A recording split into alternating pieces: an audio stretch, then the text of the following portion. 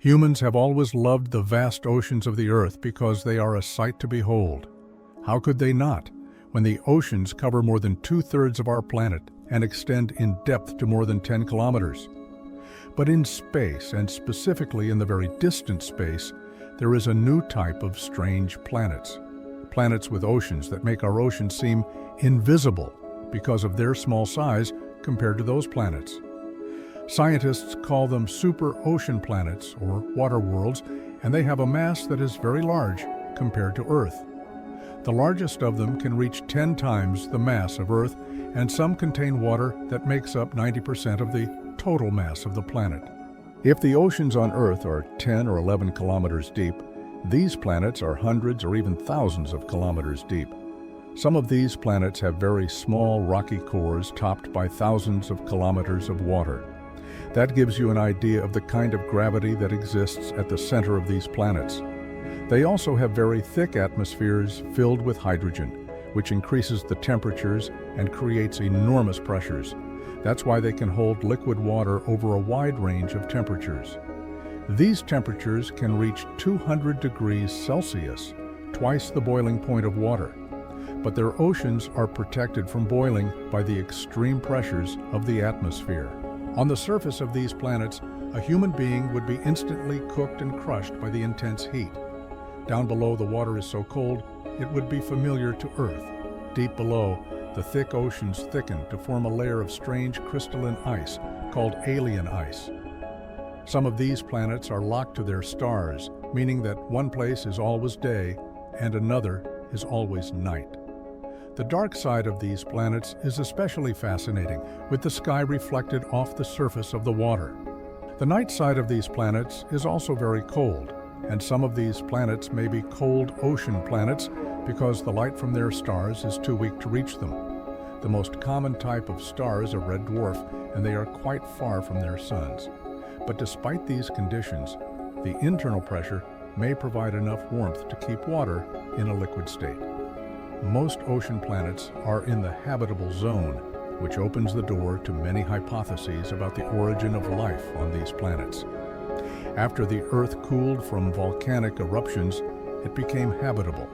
When volcanoes erupted, the clouds containing water crystals were loaded with many of these crystals brought by comets from outside our solar system, which settled in the Earth's core. After the volcanoes erupted, the steam emitted from the magma formed the first clouds on Earth, which were loaded with the water crystals we talked about. When the volcanoes cooled on Earth, the first rains in Earth's history formed, which led to the formation of seas and oceans due to the massive floods caused by the large water crystals. The water crystals in our clouds weighed tons, so the actual beginning of the Earth with life was just water, without any land for thousands of years. There is no evidence that the oceanic planets should have had the same beginning as the Earth, but at the same time, there is no evidence that denies this possibility for those planets. And even if life did arise on those planets, we cannot know it from our location on Earth because of the vast distance that reaches light years. We cannot know if there is life on those planets, and those planets cannot know of our existence, as we may be able to communicate with that place millions of years from now, or it may communicate with us.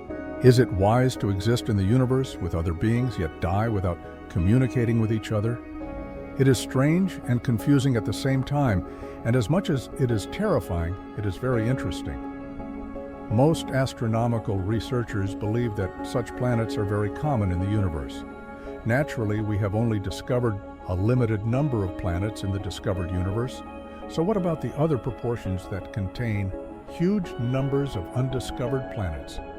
Astronomical researchers expect that the number of oceanic planets containing water exceeds the number of gas giant planets and even rocky planets. It is noted that the oceanic water planets are very large in size and have very thick atmospheres. The most recent water planet discovered is K218b, discovered in 2019. How do we know it has water? From its spectral signature, which indicates the presence of water vapor in its atmosphere. This planet was recently decided to be a prime target for future studies by the James Webb Space Telescope. There is also the planet Kepler 22b, discovered by the Kepler Space Telescope, which is located in the habitable zone around a similar sun. Although K218b suggests the presence of life, this is still highly unlikely. Because of the vast preponderance of water on land and the extremely high temperature on this planet, its atmosphere contains helium, even in the absence of oxygen.